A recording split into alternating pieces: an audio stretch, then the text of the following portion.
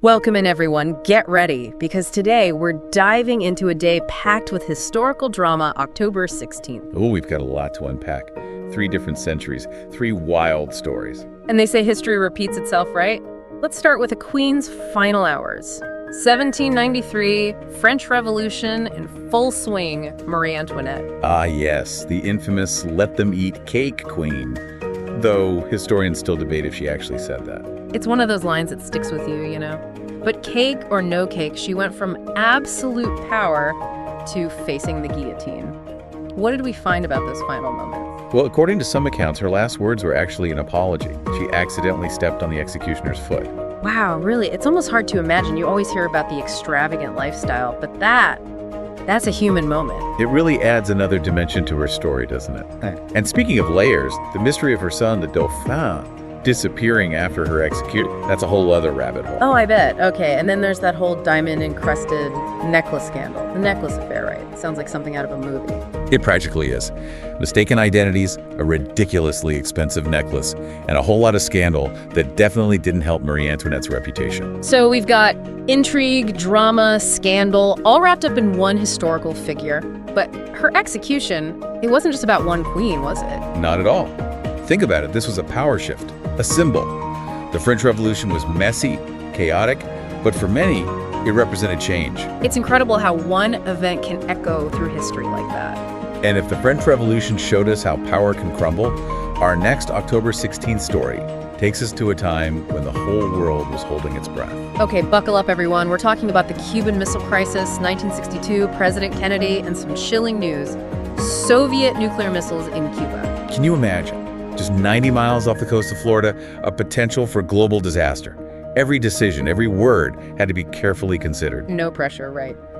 Our research mentioned a group called EXCOM. What can you tell us about them? Right, so EXCOM, that's the Executive Committee of the National Security Council. Basically, Kennedy's closest advisors brought together to figure out how to navigate this crisis. They had to analyze intelligence, come up with possible responses, a lot of pressure.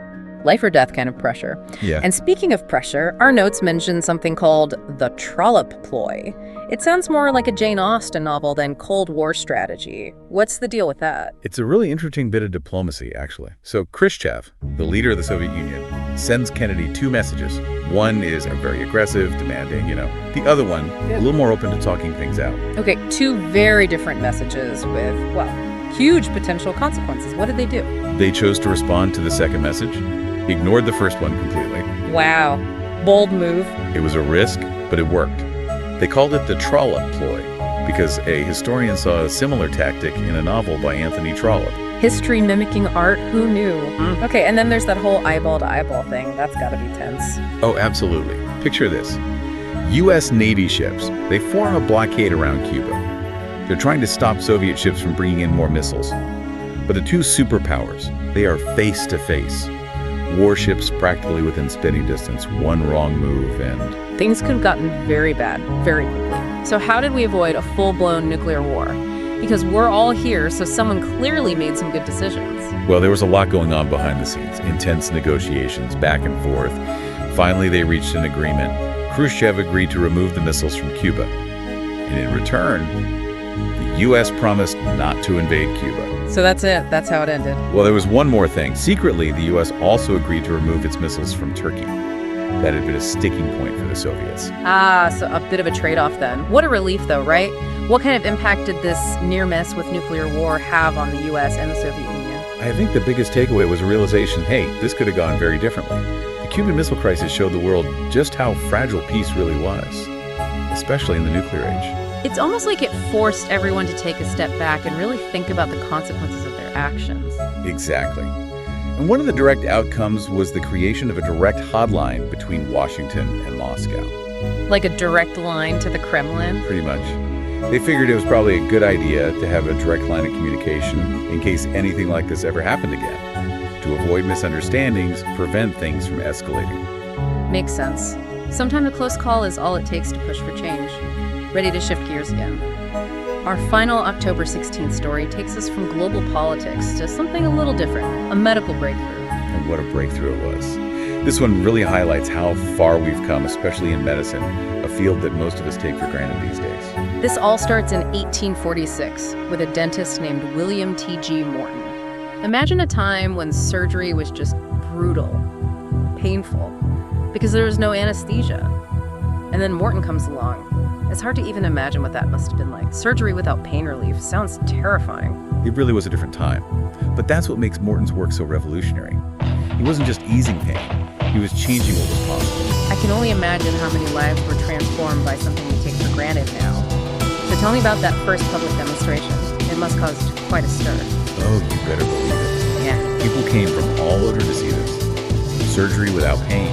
They thought it was a hoax. But then Morton demonstrates his anesthetic ether on a patient undergoing surgery for a tumor on his neck. And don't leave us hanging.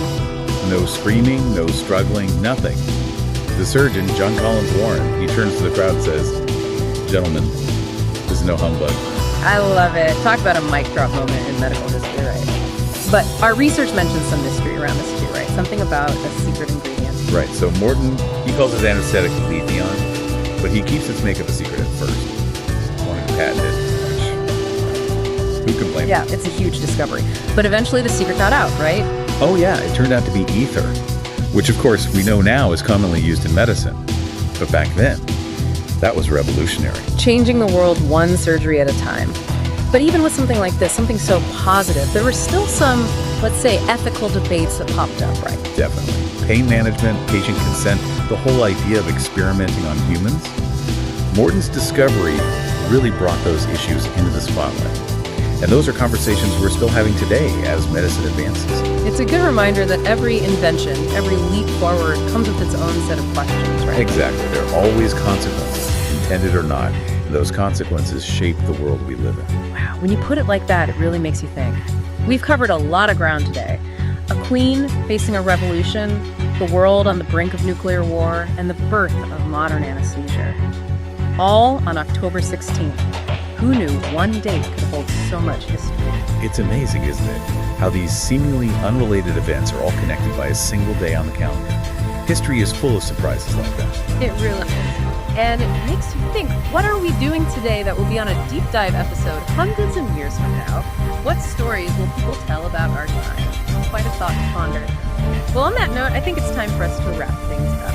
Thanks for exploring these incredible stories with us today, everyone. Until next time, keep those brains buttons. Smash that like button. Please subscribe. Thanks for tuning in to HistorianKid podcast channel. Catchy. We hope you enjoyed this dive into history. If you did, please like this video and subscribe to our channel for more fascinating stories from the past. Your support helps us bring history to life every day.